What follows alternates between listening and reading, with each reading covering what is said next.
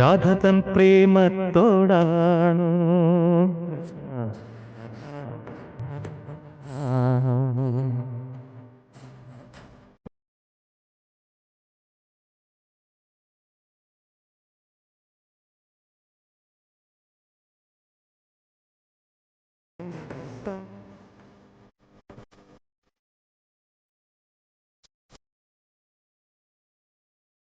നമസ്കാരം. മലയാളത്തിൻ്റെ എക്കാലത്തെയും പ്രിയപ്പെട്ട മഹാകവി എസ് രമേശൻ നായർ. ഒരു വ്യക്തി ഒരാളെ സ്വാധീനിക്കുന്നത് അവരുടെ ജീവിതത്തെ മാറ്റിമറിക്കുമ്പോഴാണ്.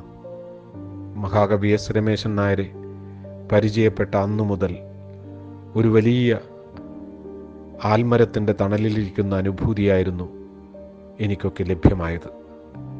അദ്ദേഹത്തിൻ്റെ വിനയം, അദ്ദേഹത്തിൻ്റെ തരളിതമായ ശബ്ദം, അങ്ങനെ തൻ്റെ ജീവിതത്തിൽ ശ്രീകൃഷ്ണനെ പ്രകീർത്തിച്ച് ഗാനസാഗരം തീർത്ത മഹാനുഭാവൻ. നമുക്കറിയാം അദ്ദേഹത്തിൻ്റെ ആകാശം നാഭി നളിനം, എത്ര മനോഹരമായ പ്രയോഗം. ആയിരക്കണക്കിന് കൃഷ്ണ ഭക്തിഗാനങ്ങളും ഹിന്ദു ഭക്തിഗാനങ്ങളും എഴുതിയ മഹാപുരുഷൻ്റെ ഓരോ ഗാനങ്ങളും വ്യത്യസ്തമായിരുന്നു. ആവർത്തനമില്ലാത്ത വരികൾ കൊണ്ട് മലയാളത്തെ ധന്യമാക്കിയ മഹാപുരുഷൻ.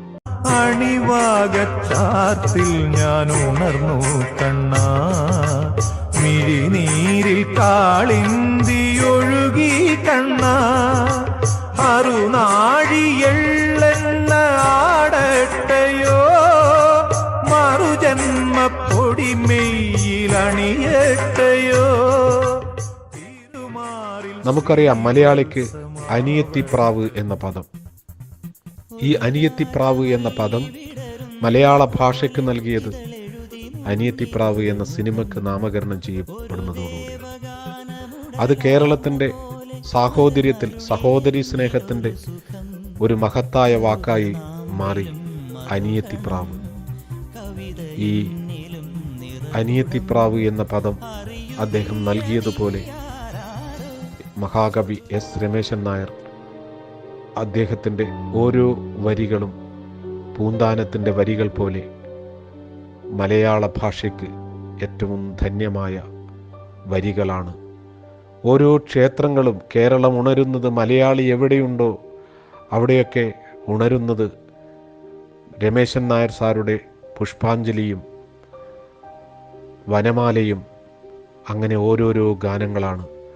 ആ മഹാനുഭാവനുമായി ഏറ്റവും ശ്രേഷ്ഠമായ പരിചയവും എൻ്റെ വീട്ടിലൊക്കെ വന്ന് താമസിക്കുകയും ചെയ്ത ആ മഹാനുഭാവൻ്റെ ഓർമ്മകളെ നമിച്ചുകൊണ്ട് അശ്രുപുഷ്പാഞ്ജലി.